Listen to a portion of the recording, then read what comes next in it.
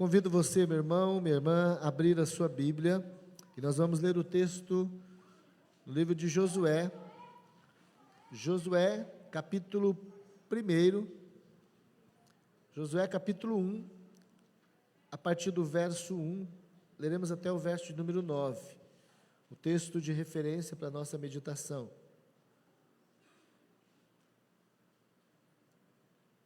Estamos chegando no final do mês de maio, e o mês de maio, ele é o mês da família. Nós já tivemos nesse mês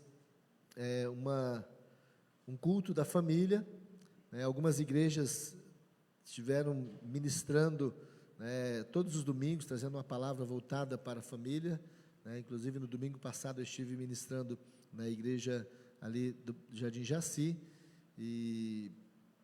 e eu quero trazer uma palavra hoje, compartilhar com os irmãos, aquilo também que o Senhor colocou no meu coração, e eu compartilhei com os irmãos, aproveitando toda essa direção, e que o Senhor traga sobre o nosso coração a revelação e a direção dessa palavra.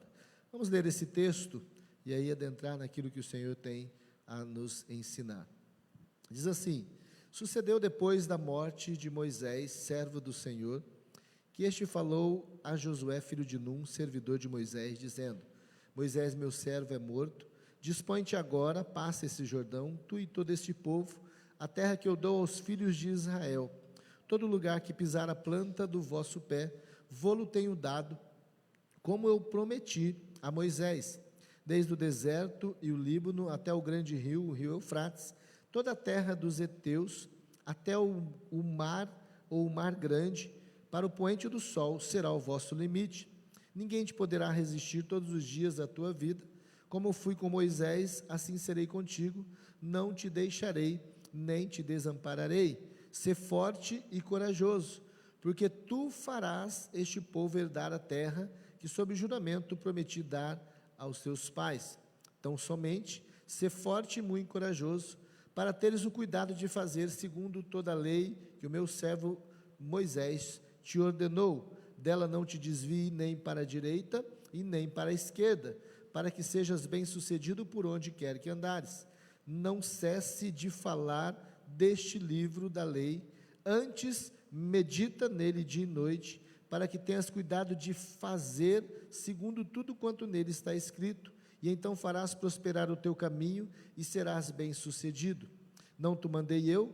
Sê forte e corajoso, não temas, nem te espantes, porque o Senhor teu Deus é contigo por onde quer que andares. Amém? Pai, nós mais uma vez entramos na tua presença, através da oração, pela liberdade que nós temos, ó Deus, pela necessidade que nós também reconhecemos, que a tua palavra, ela não é apenas interpretada, mas ela é revelada. Senhor, não queremos nos firmar somente na nossa interpretação. Temos o conhecimento, sim, ó Deus, talvez da ferramenta da teologia e talvez outras ferramentas, como também, ó Deus, o conhecimento histórico, mas, ó Deus, o que nós precisamos é da tua aprovação, ó Deus, do teu conhecimento, que traz mudança, e sabemos que o teu conhecimento, ela vem através, ó Deus, daquilo que parte do teu coração, é a revelação através do teu Espírito. Revela sobre nós essa palavra e enche-nos, capacita-nos, ó Deus, e alimenta-nos nessa noite. Nós estamos sedentos, ó Deus, ó Pai, precisando e desejosos. Fale conosco, seja quebrada e cancelada toda a intenção de engano de Satanás, toda a intenção, ó Deus, que venha roubar da tua presença, e que, ó Deus, os pais, as famílias, os corações aqui sejam alimentados, assim como também os que estão em casa, os que estão, ó Deus, à distância, mas também estão acompanhando, e também, ó Pai, serão alimentados e fortalecidos. Que esta palavra, ó Deus, ela já não volta vazia, e eu declaro, Senhor, que ela faça, sim, o que apraz ao teu coração e para a tua glória, em nome de Jesus que oramos, amém, amém. Eu quero trazer um tema, a qual eu estive meditando alguns dias, e o Senhor confirma o meu coração, e também compartilhar com os irmãos esse tema, tá? O tema é: tempos difíceis produzem famílias fortes. Como nós estamos no mês da família, nós precisamos pensar um pouco também, acerca de família. Fomos ministrados, pelo pastor José Luiz, ele, no culto da família, ele falou sobre a glória da segunda casa será melhor, né? E foi uma palavra muito poderosa, muito maravilhosa, e o Senhor sempre tem falado ao nosso coração. Tendo em vista que nós estamos vivendo um dos tempos onde as famílias, né, têm sido fortemente bombardeadas. O bombardeio, na verdade, ele sempre teve, mas a gente tem visto, tem sentido, tem observado, né, o quanto as famílias têm sido bombardeadas, e de forma muito clara. Antes era sutil, né, eram mensagens subliminares, era aquela coisa meio escondida, não querendo mostrar a cara, mas hoje não, é de cara limpa, de cara aberta, né? O inimigo, ele não se intimida mais, e nem mesmo se esconde mais de dizer que ele é inimigo, e declarar a sua intenção, que é destruir a família. É destruir a família. Eu me lembro que em 97, quando eu trabalhava numa empresa de comunicação, antes de entrar 100% no ministério, ainda estava me preparando no seminário, e eu me lembro que naquela empresa tivemos uma reunião, e a orientação que foi dada naquele período de 97 para 98, né, a preocupação, na verdade, o cuidado, foi colocado como cuidado, era atender bem as famílias. E aí, naquela ocasião, a empresa, que era uma das únicas de TV por assinatura aqui da nossa cidade, ela trazia uma grade, que no seu interesse dessa grade era assim: não vamos deixar a família sair de casa. Na verdade, no seu slogan parecia realmente um cuidado, mas ali naquele seminário que nós estávamos participando como funcionários, até mesmo para poder entender qual era a direção que a empresa estava tomando, e que os funcionários precisavam vestir a camisa para também, né, trazer esse cuidado, esse pseudo-cuidado, que ele não vinha apenas da loja, da empresa, né, local aqui, mas ela era âmbito nacional e também, né, internacional, porque era uma empresa multinacional. Era o seguinte: não vamos deixar a família sair. O índice de violência, ele era muito menor do que nós vivemos hoje, e o cuidado era o seguinte: nós temos uma programação para todos da casa, nós não vamos deixar. Naquela época já se falava em televisão para o pai, uma televisão para a mãe, uma televisão para os filhos, uma televisão para o avô e para a avó. Nós teremos uma programação para todos. E eu me lembro que eu estava em um dos hotéis aqui da nossa cidade, participando desse seminário, desse tempo, né, desse congresso de implantação dessa visão da empresa. E eu fiquei, irmãos, naquela época eu fiquei abismado, porque enquanto eles estavam falando, parecia algo maravilhoso, mas o Espírito Santo ministrando no meu coração, dizendo: olha o que eles estão preparando para a família.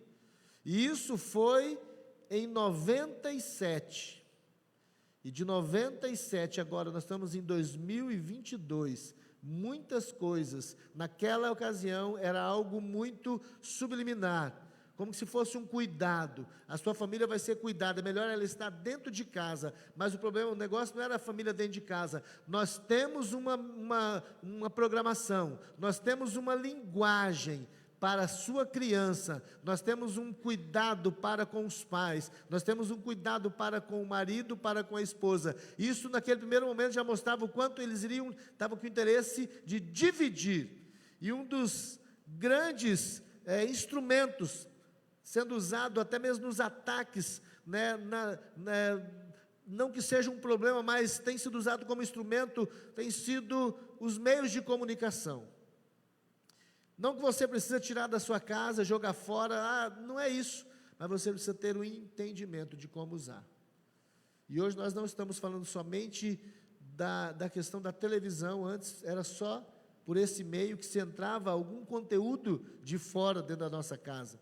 Mas hoje nós temos as redes sociais. E aí, meu irmão, se fôssemos falar aqui, né, o quanto de estrago, de coisas que já aconteceu e de estratégias, nós teríamos que ir até o outro dia. Então, é justamente isso que eu quero que você abra o seu coração. Nós estamos vivendo tempos difíceis. Talvez seja essa a resposta que nós muito ouvimos. Como está difícil as coisas, pastor? Como está difícil eu ir no mercado? Aquilo que eu comprava no mercado com R$150, hoje eu compro quase a metade, ou talvez nem a metade. Quando se trata do combustível, eu não consigo encher ou colocar a mesma quantidade de litros que eu colocava com R$ 150 alguns meses atrás, ou talvez nem um ano atrás, e hoje é outra realidade. Eu ando menos, eu como menos, e assim nós temos visto quantas pessoas elas têm sido conduzidas como animais. Por exemplo, se você olhar para a savana, você vê que o leão, a onça, né, o tigre, não, mas o leão, o tigre, aqueles animais ali, eles se tornam muito mais agressivos e perigosos quando eles estão com fome.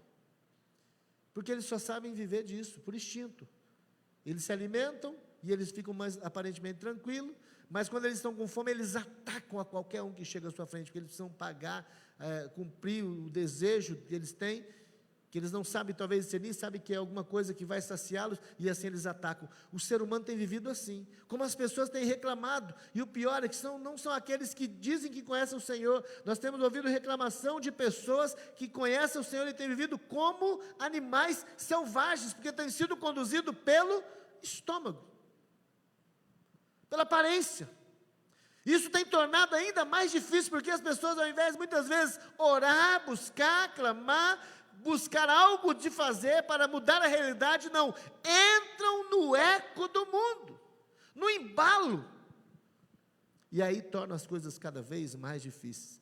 Quando o povo sai do Egito, eu queria só pensar com você sobre isso, tinha momentos que aquela caminhada tornava muito mais dolorosa, já estavam no deserto, já havia um percurso grande para percorrer, Deus estava conduzindo, e Deus sabia o tempo de fazê-los entrar em Canaã, e Deus estava conduzindo o caminho, e as coisas tornavam mais difíceis, e por isso durou 40 anos, porque quando chegava a determinado ponto, que eles tinham sede, ao invés de eles chegar para Moisés, falavam assim: Moisés, nós estamos com sede, onde podemos arrumar água?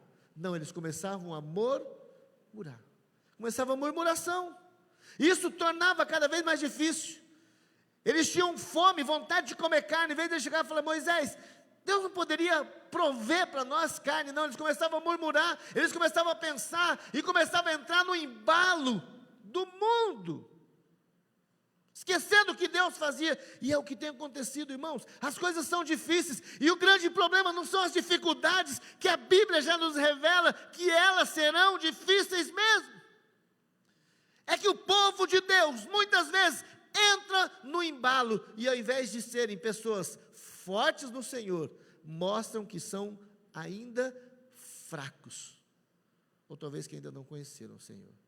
Vivemos tempos difíceis, mas se você for observar na Bíblia, nenhum tempo difícil foi motivo de fazer com que as coisas parassem, com que impedisse o projeto do Senhor. Muito pelo contrário, todos os homens de Deus, toda a história dos homens de Deus foram construídos em tempos de escassez, de dificuldades.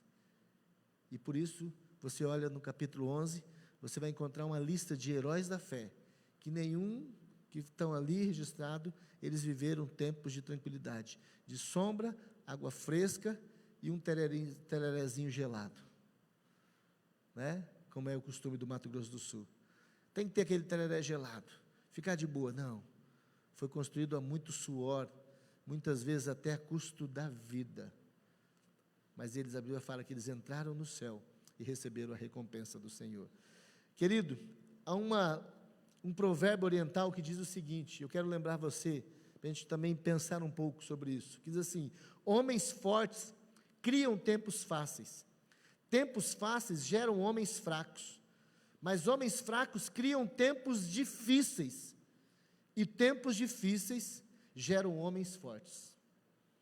Você conseguiu entender? Homens fortes criam tempos fáceis, porque eles trabalham, eles buscam, eles produzem, eles conquistam, e eles conquistam, e por isso eles vão ter as regalias daquela conquista. Então, homens fortes, eles conquistam aquilo que torna fácil. Só que os tempos fáceis desses homens acabam gerando homens fracos. Esse que é o problema, irmãos.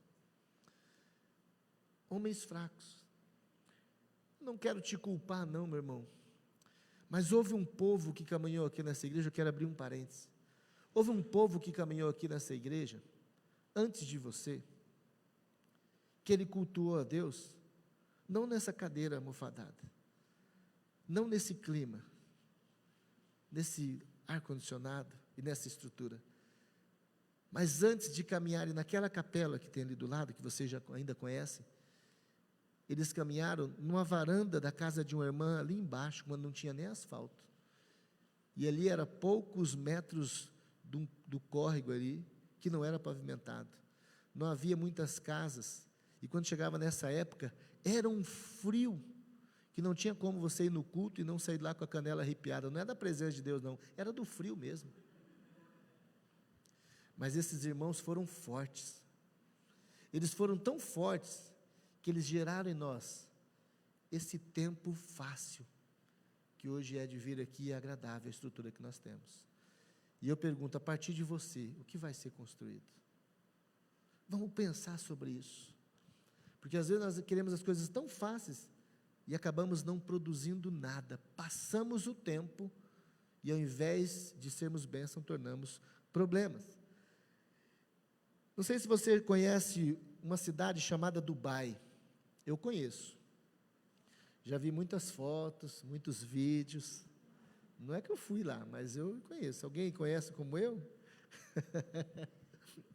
Dubai, irmãos, é sinônimo de riqueza, modernidade, ostentação. Ela é governada pelo sheik, né, chamado Mohammed, acho que é esse o nome, né? O comando da sua família, eles governam e comandam ali desde 1833, é o que eu estudei, que eu busquei as informações. Dubai, ela deixou de ser uma cidade seca no deserto para se transformar numa das metrópoles mais glamurosas do mundo, onde muitos até buscam passar férias, conhecer, lua de mel. Isso é quem tem, né? Quanto mais ele vai, e até mesmo quem não tem pode sonhar em chegar um dia lá, mas é muito glamour, né? Os arranha-céus, a estrutura, o desenvolvimento, a tecnologia. Esse sheik, né, que governa ali juntamente com a sua família desde esse tempo, e hoje ele está ali à frente, ele, entendendo esse provérbio, ele foi questionado acerca do futuro dessa cidade, e ele disse o seguinte, olha, a resposta dele foi mais ou menos assim: meu avô andava a camelo, meu pai andava a camelo, hoje eu ando de Mercedes, meu filho, ele anda de Land Rover, o meu neto anda de Land Rover, mas o meu bisneto vai andar a camelo. Será que ele estava amaldiçoando a sua geração? Não é que ele conhecia, apesar de desfrutar de tudo que a alma deseja, esse bilionário, ele compreende que foram as dificuldades dos seus antepassados que fizeram fortes e bem-sucedidos, porém também as facilidades, as regalias, a falta de obstáculo dos seus descendentes farão fracos, a ponto de colocarem tudo que eles conquistaram a perder. Esse é o grande problema, é que nós às vezes passamos tantas dificuldades, eu não sei se aconteceu com você, mas lá em casa está mais ou menos assim, porque nós hoje temos a oportunidade de ter um automóvel, de sair, levar nossos filhos à escola, e aí nós acabamos esquecendo de ensiná-los a também andar de ônibus, porque eles podem precisar, não que eles não venham comprar, mas de repente tendo o carro, e o carro estraga, e eles nascidos em Campo Grande, e às vezes eu saio, eu fico vendo, meus filhos pouco conhecem a cidade, o centro, e isso eu fico preocupado, porque eles precisam conhecer onde moram. E uma vez conversando com Raquel, eu falei, Letícia está fazendo um curso, Leonardo também estudando, e eu falei, esses meninos precisam andar de ônibus. Na verdade, não é porque eu quero que eles sofram, eu sei que foram nas dificuldades, eu não reclamo daquilo que eu vivi, tivemos tempos difíceis, estava essa semana conversando com Joanir, e eu falei, Joanir, nós passamos por tantas dificuldades, nós nunca tivemos carro, irmãos, eu fui ter o primeiro carro, meu primeiro carro, eu tinha recém-casado em 23 anos de idade, e eu pedi, Senhor, Me dê um carro, pelo menos no final do seminário. Tem coisa que a gente pede, pede mal, né? Adivinha quando, irmão, que eu ganhei? No final do seminário, passei o seminário inteiro indo de ônibus. Depois, no final, eu falei, mas o bicho ainda não sabe nem pedir. Saía cedo para o serviço de ônibus, passava o dia trabalhando, trabalhava com vendas, andando, fazendo vendas externas, não é venda interna, eu trabalho com venda externa, de ônibus para lá e para cá, sapato, irmãos, eu gastava um sapato por mês. Como eu não tinha dinheiro para comprar sapato, eu mandava trocar a sola. Irmão, tinha um sapateiro que eu era freguês dele, meu sapato era novinho por cima e embaixo, furado. Tem uma vez que eu fui ajoelhar, esqueci do sapato. Aí quando eu levantei, eu vi que as pessoas estavam olhando para mim, eu fiquei até meio com vergonha, porque eu não queria demonstrar aquilo ali, não era porque eu não tinha, é porque andava muito mesmo, fazia venda, cortava essa cidade aí. Quando éramos pequenos, em época de exposição, não tínhamos muita condição, minha mãe falava bem assim, nós temos tanto para ir para a exposição, nós saímos lá da nossa casa, num sábado à tarde, porque gostávamos de rodeio, minha mãe nunca deixou a gente levar para a gente ter esse tempo de descontração, nunca tive problema em relação a isso. Eu e Mania, nós saímos com minha mãe andando, íamos andando para a exposição, não é porque ela obrigava, é porque era a nossa opção. Ela falava, se a gente for andando, vai sobrar mais o dinheirinho do passe para vocês gastarem lá no brinquedo. Irmãos, eu ia pulando de alegria, sabe da onde? Lá do Bonança, até na exposição. Era longe, irmãos. Hoje eu vejo que era longe, mas nem parecia, né, Maria? A gente chegava lá, mas vermelho, pulando de alegria, andava na exposição até ficar à noite. Ela falava assim, olha, lá fora o lanche é mais barato, e é mais barato mesmo.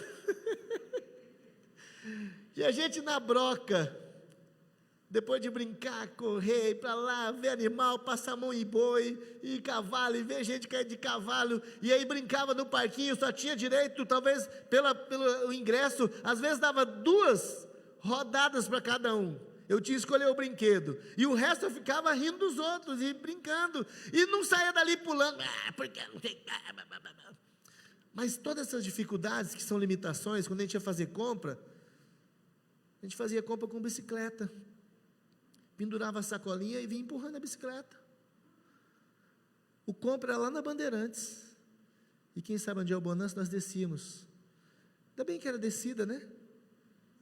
Chegava faceiro, sabe por quê, irmãos? Dentro daquela sacola ali, a compra do mês, tinha o iogurte que minha mãe comprava, e ela repartia entre nós, ela abria mão do dela, e aí dava 3 para mim, 3 para minha irmã, algumas bolachas, e nós vivíamos bem. Hoje nós vemos filhos, que o grande problema não são eles ruins, os pais, nós fazemos os nossos filhos serem ruins, cidadão, incompreensíveis, não sabemos falar não. Eu me lembro que Letícia estava com 7 anos, me parece, já, e eu cheguei para Raquel, falei, Raquel, você tem que parar com isso. Era aniversário do Leonardo, a Raquel ia para o centro da cidade, comprava um presente para o Leonardo e comprava para a Letícia. Um aniversário do Leonardo. Era aniversário do vizinho, de um parente lá, ia comprar um presente, e tinha que comprar um presente para a Letícia. Eu falei, para com isso, vai estragar essa menina. Ela tem que entender que o aniversário não é dela. E se é do irmão, o irmão tem que ganhar presente. O vizinho, o primo tem que ganhar presente, ela não. E nós tivemos um momento de ter que tomar decisões sérias, porque, primeira filha, tudo bem, mas nós temos que entender até que ponto nós estamos levando os nossos filhos a viver um descontrole, por conta daquilo que nós temos, mas eles não estão precisando. E esse que é o problema, irmãos, porque hoje, às vezes nós não entendemos isso, e as regalias, e aquilo que nós temos hoje, nós não queremos que os nossos filhos passem. Mas onde já se viu? Falar para eles, não, porque tinha um quarto muito pequeno, que eu falo que ainda bem que naquela época eu era mais novo, eu era magrinho, porque se eu fosse desse tamanho, eu ia ter que entrar meio de lado assim no meu quarto, porque ele já era muito pequeno, mas era feliz naquele quarto, irmãos, e eu ficava muito feliz quando chegava um frio assim, época de frio, sabe por quê? eu ia para a cama da mãe e nós três dormíamos ali, até grandão. Era um tempo gostoso, era um tempo maravilhoso. Hoje nós conhecemos histórias de pai e mãe que tem que bater na porta do quarto do filho e pedir: você me permite entrar? Eu não estou falando de filho de 18 anos, não, são pequenos, mas quem está fazendo isso, criando esses reizinhos? Os pais. Tome cuidado, meu irmão, você pode ter muitas regalias hoje, mas você tem que tomar cuidado com aquilo que você está ensinando para os seus filhos. Lembra que tempos difíceis, eles vão gerar homens fortes. Tem coisas que às vezes a gente tem que dificultar um pouco, para que eles entendam o valor, e dificultar sabendo que eles precisam pedir. Eu glorifico a Deus pela oportunidade de poder dar mais do que 2, 3 sapatos para o meu filho, mas irmãos, a gente só tinha um outro sapato quando aquele estragava. Era assim, nós cuidávamos, lavávamos. Se era branco, tinha que cuidar para não encardir, porque enquanto aquele não furasse, ia andar com o sapato encardido. E eu, irmão, não tem esse negócio de, porque eu tenho que ir para o psicólogo, porque eu tenho que ir para fazer terapia, porque nunca houve uma ministração falsa e um descuido por ponto da minha mãe na nossa vida. E é isso que nós temos que entender. A história dos heróis da fé, irmãos, escrita no capítulo 11, vão provar isso mesmo, que diante de tantos desafios, Deus sempre encoraja e fez com que aqueles homens superassem, e eles superaram, e por isso eles são conhecidos na Bíblia como heróis da fé. Não é porque teve todas as regalias, mas porque eles venceram as adversidades. Tempos de paz nunca trouxe vitória. Você já percebeu isso? Houve um período aparentemente de paz na vida de Davi. O que Davi fez? Quase colocou tudo a perder. Só não colocou tudo a perder, sabe por quê? Porque ele aceitou se arrepender. Tem gente que faz caca, e o duro que ele quer é que Deus venha pedir perdão para ele. Deus permitiu que eu fizesse isso, Deus me levou. Não, meu irmão, se arrependa. Davi teve a oportunidade de restaurar muitas coisas e perdeu muitas coisas, e foi exposto em outras pelo tratamento de Deus, porque ele se arrependeu. Devolva-me a alegria da salvação. Vai ler o Salmo 51, você vai ver a oração de Davi, o arrependimento de Davi, e tudo que ele passou quando ele enxergou Betseba, é porque ele queria viver um tempo de paz. Então, amados, tempo de paz, eles dificilmente vão trazer vitória. Ainda que você esteja passando por lutas, vivendo tempos difíceis, não desista. Talvez você fale: pastor, mas eu estou daquele jeito, quanto mais eu oro, mais assombração aparece. Vai derrubando assombração, meu irmão, vai derrubando assombração, vai orando, vai derrubando assombração, porque Deus vai dar o final dessa história para você, você vai ver. Agora você está fugindo de dificuldades, não é assim não, querido. Não desista. Aquele que persevera, obedece, confia em Deus, querido, ele nunca vai perder. Esses momentos vão fazer de você ainda mais fortes. Os momentos vão fazer de você ainda mais experiente, mais próximo de Deus. É diante desses desafios, de lutas que nós enfrentamos, que a nossa geração, ela precisa, aprender a desenvolver, um tempo de crescimento na vida da sua família, ser forte e ser triunfante. Eu quero observar com você, na vida de Josué, algumas características muito importantes, para a gente pautar naquilo que Deus quer nos ensinar, para fazer da nossa família forte, que a sua família seja forte, o seu filho seja forte. Primeiro, versículo de número 2 até o versículo 4, está muito frio aí, irmãos? Bom diminui aí, senão os irmãos vão virar pinguim aí, e aí aproveita e diminui para mim também aqui, irmão, que eu vou na vibe deles também, porque senão meu nariz tranca, aí eu começo a falar, não dá. Diminui não, aumenta, né? Se diminuir, irmão, Isso. Senão os irmãos começam a ficar encolhidos, aí você sabe, né? Eu estava lá na igreja aí quinta-feira, e eu sentei no lugar que parecia que tinha um pinguim, irmãos, jogando gelo na minha cabeça, assim. Meu Deus do céu. Eu saí lá com os pés gelados, com a cabeça doendo. Orei tanto por aquele pregador. Eu falei, acho que eu tenho que parar de orar, porque Deus está derramando muita unção na cabeça dele. E porque Deus derramou unção, então, que Deus venha trazer graça, vai aquecer os corações aí. Capítulo 1, versículo 2 até o verso 4, de novo, irmãos. Moisés, meu servo, é morto, dispõe-te agora, passa esse Jordão e tu e todo esse povo, a terra que eu dou aos filhos de Israel.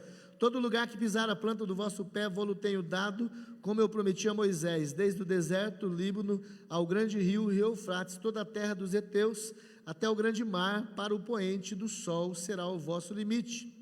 Olha só, queridos, o que Deus nos ensina, a primeira característica importante, nesse tempo difícil, para você poder desenvolver, e a sua família ser forte, você precisa primeiro, disposição para enfrentar os desafios naturais e espirituais.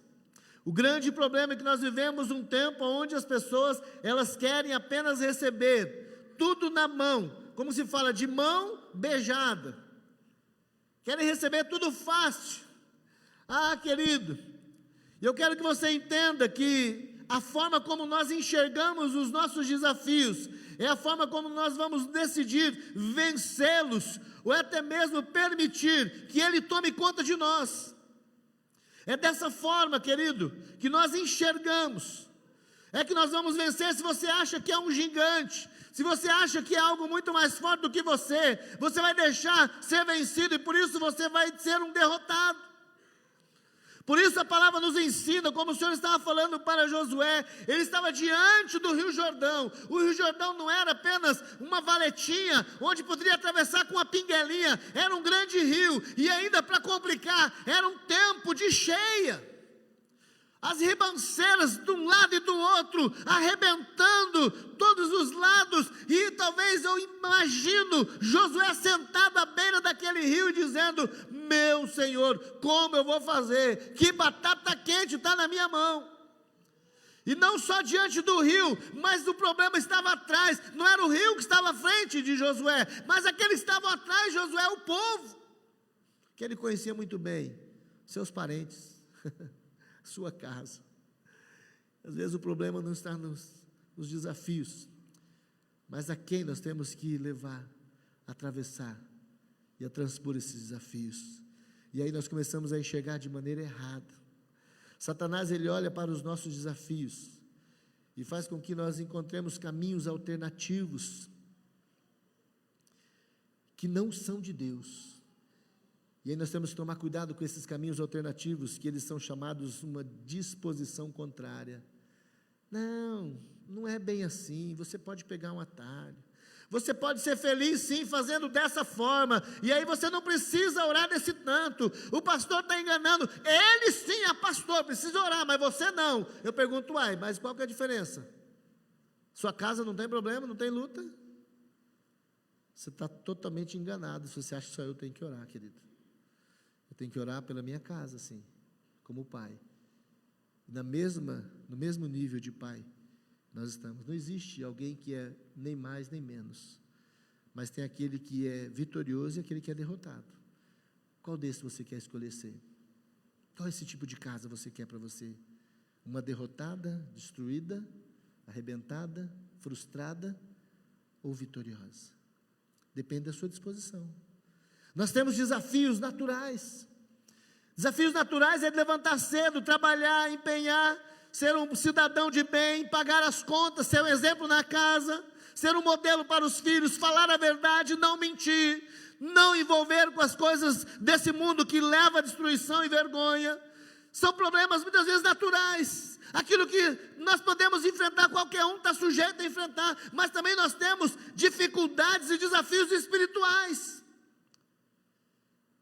E é isso que Jesus fala, quando nós decidimos ouvir a palavra e edificar a nossa casa sobre a rocha, nós temos que cavar valas profundas até chegar na rocha. É interessante que ali ele apresenta problemas naturais, tanto virá sobre a casa daquele que edificou na rocha, como aquele que edificou na areia. Jesus não fala, vai vir o vento, a tempestade sobre a casa daquele que edificou sobre a areia, mas ambas as casas, o sábio que edificou sobre a rocha e o tolo que edifica a sua vida sobre a areia, quer dizer, sem alicerce, sem fundamento, sofrem das mesmas dificuldades, os mesmos ventos, os mesmos intempéries, mas a diferença está na base, e aquele que não tem base firme, ela cai, ela desmorona. Tenha disposição, meu irmão. Todas as vezes que nós passamos por algo que aparentemente é difícil, podemos escolher entre duas alternativas. Primeiro, murmurar, que é muito comum, está no gatilho. Deus esqueceu de mim. Deus só faz chover na horta do outro. Sempre assim, comparando. Ou glorificar a Deus e crer que nós dele receberemos a vitória. Sabe aquela experiência de Abraão, quando Deus faz um desafio com Abraão e fala: Abraão, dá-me o teu filho, o único filho, apresente ele como sacrifício. Abraão, eis-me aqui, sai.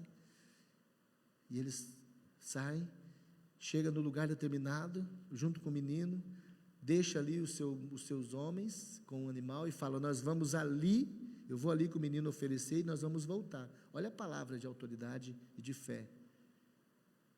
Abraão sabia que ele ia voltar com seu filho, e no caminho ainda para completar, ele foi testado ainda mais. O menino fala: pai, nós estamos aqui com a lenha, com o cutelo, nós estamos aqui com tudo, mas cadê o cordeiro? E ele fala: Deus proverá para si. Ele glorifica o Senhor, ele não murmura. Ele falou: pois é, filho,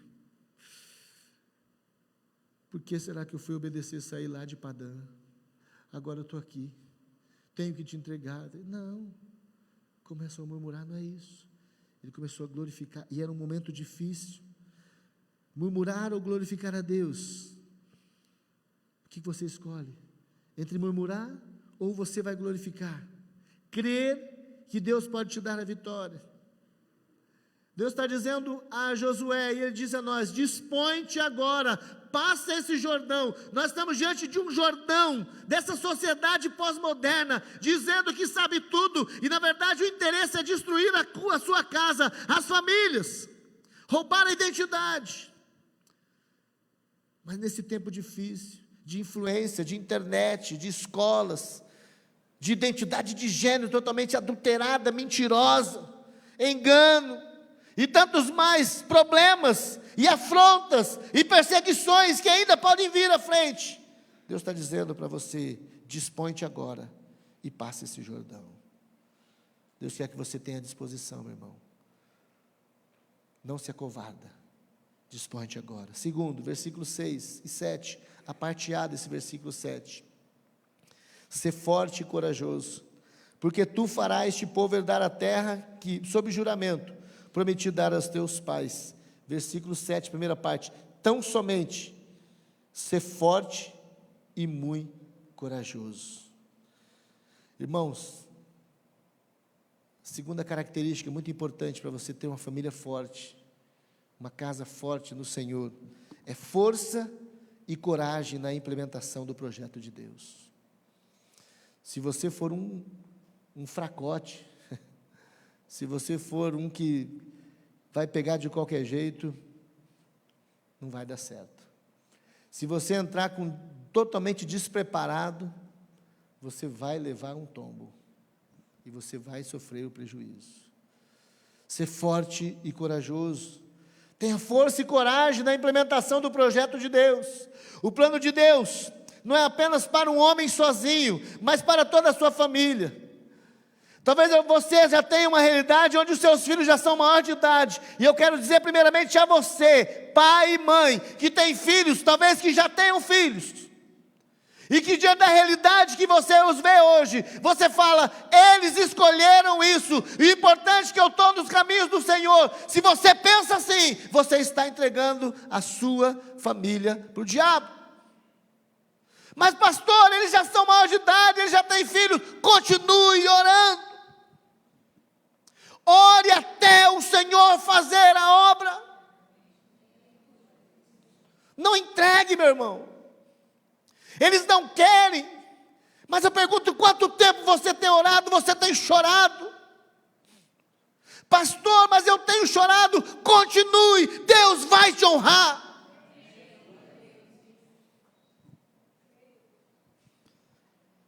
Quando o Senhor decidiu julgar e destruir a humanidade nos dias de Noé, meu irmão. E eu quero falar isso, porque a Bíblia nos respalda, que o Senhor não olha para você e fala, eu tenho um projeto só para a sua vida.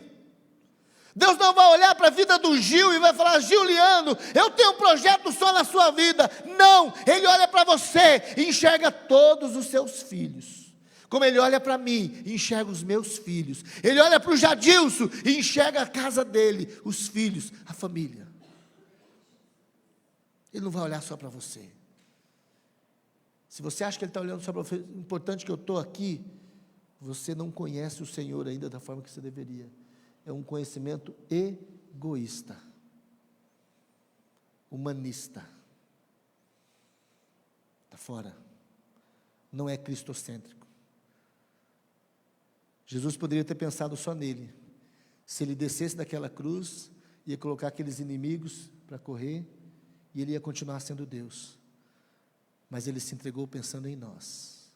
E nós não queremos servi-lo e cumprir o projeto dele.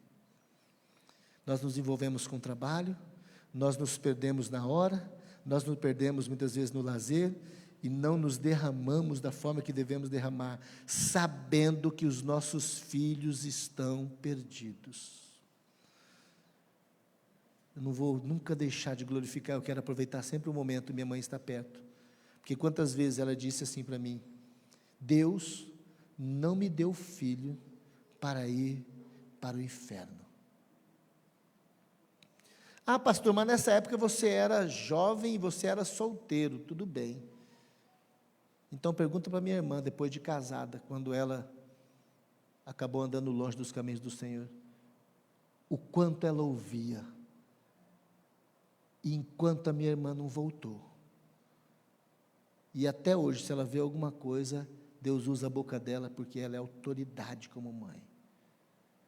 Mas tem pai e tem mãe sendo comprado pelo mundo para dizer, eu te dou essa regalia e eu tomo os seus filhos e você está sossegado. E os seus filhos fazem as festas da Babilônia na sua casa, arregado dos manjares do rei, e você nunca orou expulsando o espírito de bebida. Porque senão eles não vão vir em casa, pastor. É verdade. É verdade. Deus mandou você amar os seus filhos e os demônios. É forte, irmãos, a palavra. Os dias são difíceis, mas eles vão gerar uma família forte. Ou você vai viver um tempo de facilidade e você vai ter um resultado de fracassados, de fracotes, de derrotados. Deus nunca olhou para um homem sozinho como projeto. Quando o Senhor decidiu julgar e destruir a humanidade nos dias de Noé, Ele não proveu a salvação somente para Noé, mas para toda a sua família. Você pode ver lá em Gênesis capítulo 6, no verso 18, em diante por ali, você vai ver que Noé entra na arca com a sua família. Vemos também que Deus prometeu a Abraão que nele seriam abençoadas o quê? Todas as empresas da terra, né? Em ti, Abraão, serão abençoadas todas as instituições financeiras da terra. Em ti serão abençoadas todas as instituições de ensino da terra. Não, querido. As instituições serão abençoadas quando as famílias foram famílias transformadas, alcançadas. Em ti serão benditas as famílias. Anda na minha presença, Abraão, e ser perfeito. Essa palavra serve para cada sacerdote. Anda na presença do Senhor. É forte, irmãos. Gênesis capítulo 12, versículo 3. Ao tirar Ló de Sodoma, o anjo do Senhor fez com que ele saísse sozinho, né? Ló, corre, corre. Mas olha, perna para quem te quer, Ló. Não, o anjo foi na casa de Ló. E era para sair ele e toda a sua família. Por que Deus quer então hoje só você? Será que sua família não tem valor? Como a família de Ló? Família de Noé? Você já parou para pensar na estratégia do diabo? Mas é que as coisas são fáceis. As coisas são fáceis. Na verdade, nós temos que entender que o tempo é difícil, irmãos. No Novo Testamento, nós encontramos um anjo visitando um homem chamado Cornélio, um centurião. E disse que ele deveria chamar um discípulo chamado Pedro. E aí no capítulo 11 de Atos, versículo 14, diz assim: o qual te dirá palavras mediante as quais serás salvo, tu e toda a tua casa. Você está entendendo, irmãos? E para que você entenda um pouco mais agora no Novo Testamento, no capítulo 16 de Atos, no versículo 31, uma resposta clara que Paulo e Silas, eles deram ao carcereiro, quando ele ficou preocupado.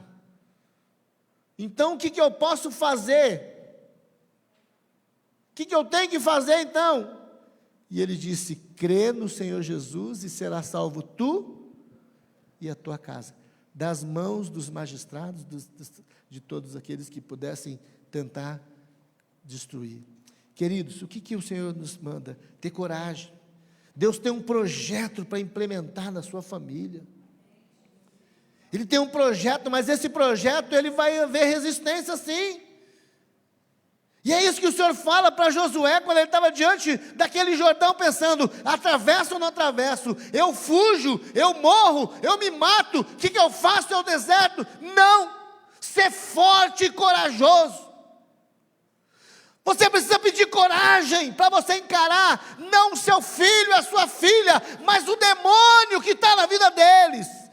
E eles não deixam de ser importantes para você, querido. A nossa luta não é contra a carne, nem contra sangue, mas contra principados e contra potestades, contra as hostes espirituais da maldade nas regiões celestiais. Mas a igreja desse tempo não ora. A igreja desse tempo trabalha demais. A igreja desse tempo não tem tempo de vir orar. Não pode levantar 5 horas da manhã, afinal de contas, a jornada é muito grande. E aí vai, irmãos, desculpas em cima de desculpas. E esquece que Deus nos deu um projeto para ser implementado na nossa casa. E o que dirá aos pais que os filhos ainda são pequenos? Quando é normal que o filho começa a tomar o jeito que você sabe que não tem nada a ver com a identidade que Deus colocou na vida dele. Quando a filha, e aí você não observa. Quando alguém chega e fala para você: ó, o seu filho lá na escola mentiu, aí você fica bravo com a pessoa. Até na igreja assim. Tem irmãos que falam: pastor, eu não vou nem falar com o filho do fulano ali, porque ele não gosta. Eu falo: pode falar para mim que eu vou falar. Tem medo não, irmão. Seja criancinha, seja o que for. Vamos deixar a criança destruir a igreja? Acabar? Não. E o problema não está nela. O problema está nos pais, que às vezes tornam cegos e acabam fazendo dos reizinhos. E o problema é que aquele reizinho, ele torna insuportável lá fora. E muitas vezes, nem tolerável pela própria família. É triste, irmãos. Há um projeto, há um plano. Deus já revelou o seu plano, a sua palavra para a família. O cabeça do lar tem uma grande responsabilidade de afetar o destino da sua família. É o cabeça do lar. Ah, mas o meu filho escolheu ser isso. Não. 2018, 2017, eu estava só de olho na Letícia e estou de olho no Leonardo, porque eles estão na escola, eu quero que eles aprendam e tenham um desenvolvimento científico, intelectual, educação, instrução, direção, identidade.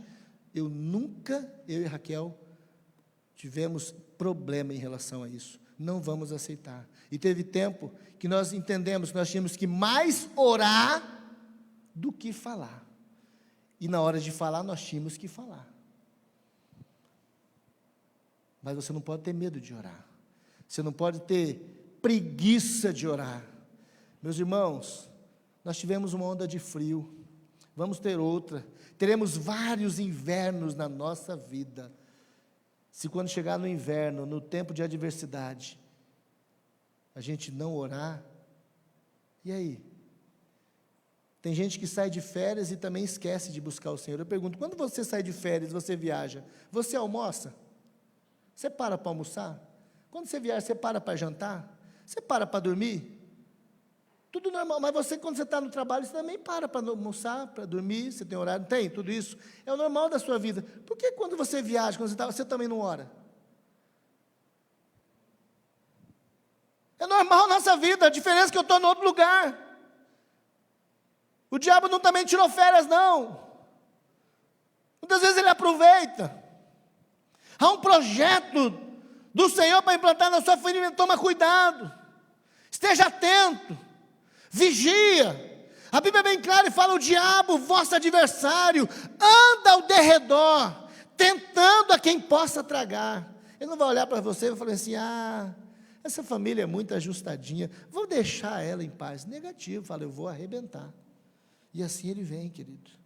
Deus está chamando os pais a assumirem um compromisso maior com Ele, de ministrar na vida espiritual dos filhos. Mas primeiro precisam ter experiência com o Senhor. Precisam ter experiência. Qual tem sido a sua experiência com o Senhor? A sua experiência com o Senhor não pode se resumir a vir aqui no domingo à noite. Se a sua experiência com o Senhor se resume a vir aqui no domingo à noite, meu irmão, eu vou dizer um negócio para você: há mais dias e poucos dias o diabo prepara alguma coisa e te tira daqui. Você precisa ter algo muito mais profundo, intenso, diário com Ele. Você precisa buscar o Senhor. Segunda característica para ter famílias fortes em tempos difíceis: força e coragem. Implantar o projeto. Mas a família do pastor, a família do irmão Amauri, a família do irmão fulano, é tão bonitinha. Não, irmãos. É que quando está chovendo, eles estão buscando o Senhor. E eu quero dizer uma palavra para os pais, os pais desse tempo, desses últimos 2 anos pós-pandemia. Eu tenho visto uma coisa, irmãos. Eu me alegro com os irmãos que vieram antes, que não tiveram vergonha, nem foram acovardados em usar, muitas vezes em reunião de oração, em culto, um colchão que nós temos aí à disposição dos irmãos, porque nós temos uma realidade hoje de pessoas que não vêm a pé, vêm de carro, têm a mordomia, mas eles não buscam ao Senhor. Qualquer tim do filho ou da filha, pronto. Pastor, porque, meu irmão, eu já tive 2, passei por essa idade. E eu não vou falar para você só a questão da igreja, não. É porque nós nunca fomos covardes também de ter que parar de trabalhar, quando um poderia cobrir o outro, eu e Raquel. E assim também nós sabemos que deve acontecer, e tem acontecido na sua vida profissional e ministerial. Por que não acontece? Porque às vezes nós ficamos naquela... Orar pela vida do irmão, Deus vai abrir as portas, Deus vai dar condição, vai abrir a madre, de repente nós nos alegramos, aleluia, a irmã está grávida, o irmão vai ser pai, e aquela coisa toda, aí nasce o bebê, pronto, vem o problema. Tudo é o abençoado. Será que seu filho, ele é assim, esse problema? Você está fazendo do seu filho um problema. Eu sei que tem casos e casos, mas tem muita falta de coragem no meio. Tem muita falta de coragem. Eu não vou falar para você que você precisa deixar o seu carro em casa e ir a pé, porque Deus te deu condição. Mas eu aprendi a servir o Senhor, quando também nós não tínhamos carro. Quantas vezes subia lá do Bonança uma mulher, de mãos dadas, com mais um grupo de pessoas, e ela com 2 crianças dadas as mãos, em direção ao Guanandi. E nós cultuávamos, não tinha salinha na época, eu dormia, babava na perna da minha mãe, e voltava de novo andando, até em casa. E ela sempre nos ensinando a valorizar. E hoje eu agradeço a Deus, porque eu fui ensinado a buscar o Senhor. E hoje, meu irmão, você tem o privilégio de ter condições melhores. E muitas vezes você não busca da forma que você deveria buscar. Tenha coragem. Não é para qualquer um. A chegada, a alegria da chegada, são para os vitoriosos, que têm coragem de enfrentar o percurso do caminho. Terceiro e último, para não cansar os irmãos, versículo 7b e 8. E eu quero começar pelo versículo 7, a parte B, na parte do cuidado. E eu quero destacar esse versículo, você observa, fala assim, ó: cuidado de fazer segundo toda a lei do meu servo Moisés, que te ordenou. Dela não desvie nem para a direita, nem para a esquerda, para que sejas bem-sucedido por onde quer que andares. Não cesses de falar deste livro da lei. Antes medita nele, dia e noite, para que tenhas também cuidado de fazer, segundo tudo quanto nele está escrito, e então farás prosperar o teu caminho e serás bem-sucedido. Terceiro e último, irmãos, terceira e última característica de uma família bem-sucedida, num tempo de dificuldade, mas uma família forte: envolvimento completo com a lei de Deus. E esse envolvimento completo, ele passa pelo fazer, falar e meditar. O que é o envolvimento completo? A Bíblia nos ensina. Deus está dizendo a Josué: tem um envolvimento completo. Tem gente que tem um envolvimento parcial, como tem hoje os relacionamentos parciais, os relacionamentos por comodidade, os casamentos por comodidade, onde cada um vive na sua casa, ninguém tem compromisso com ninguém. Deus está dizendo: envolva-se completamente com a lei de Deus. Como? Fazendo, falando e meditando. Interessante que isso começa, segundo a Bíblia diz aqui, antes medite nele. Depois você vai falar, e aí você vai fazer. É a instrução da palavra. Josué foi novamente ordenado a ser forte e corajoso, e você precisa ter coragem e força para meditar. Você precisa ter coragem e força para falar. Você precisa ter coragem e força para fazer. Você já ouviu aquela frase que diz que as palavras elas convencem, mas o exemplo ele arrasta. Medita, fala e conduz. Medita, fala e conduz. Vai fazendo assim, irmãos. É o que o Senhor falou, talvez essa era a dúvida de Josué, mas o que eu vou fazer? Medita, fala e conduz. E aí, se você for ler a travessia, foi desse jeito. Ele ouviu a instrução, ele falou para o povo, e ele conduziu o povo, e eles adentraram em Canaã. A partir do capítulo 3, você vai ver como que as coisas aconteceram. E Deus está falando assim para nós. Josué novamente foi ordenado a ser forte, e agora tendo cuidado de obedecer a lei. A lei não deveria se afastar da sua boca, ele deveria falar sobre isso, ele deveria meditar sobre isso de dia e de noite, e pensar também sobre isso. Ele deveria fazer tudo o que estava escrito nela, obedecendo totalmente. Tem sido esse o seu cuidado? Antes tenha cuidado de. O problema é que o nosso cuidado hoje tem sido muito mais com as coisas desse tempo, as coisas passageiras. E aí que está a orientação de Jesus: buscar em primeiro lugar o reino de Deus e a sua justiça, e as coisas demais serão acrescentadas. Essa ordem é baseada no poder que está na palavra do Senhor.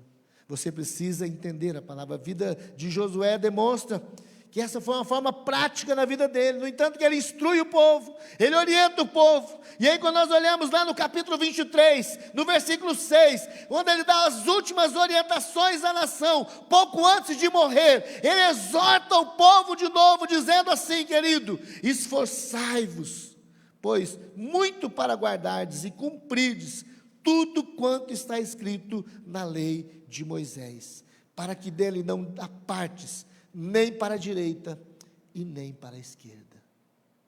Tenha cuidado, mas ele fala: esforce. Irmão, não vai ser fácil, você precisa esforçar. Talvez chegue num domingo da escola dominical, aparece 1000 convites, seja um sábado, seja uma programação, seja um envolvimento, seja um tempo, vai aparecer muitas propostas, mas você tem uma grande obra, está sendo realizada, você precisa continuar. Você não pode parar. As leis humanas, elas são oriundas das leis divinas. Deus ensinou o homem como ter a vida digna através da sua lei. Por isso nós precisamos primeiro ter a lei do Senhor no nosso coração. Tem gente que cumpre a lei dos homens, mas não consegue conhecer as leis de Deus para instruir na sua casa. Terceiro e último aqui nos ensina isso, querido. Envolva completamente com a lei. Envolva completamente com a palavra. Qual tem sido o seu nível de envolvimento com a palavra? Que o Senhor traga ao seu coração reflexão e um novo direcionamento. Eu quero orar com você. Queria que você abaixasse a sua cabeça. O tempo é difícil, querido. O tempo são de propostas. O tempo que nós estamos vivendo é um tempo de seduções. O tempo que nós estamos vivendo é de engano, onde roubam, mentem, furtam da palavra, distorcem a palavra. E se você não conhece a palavra, você acaba sendo envolvido por esse engano.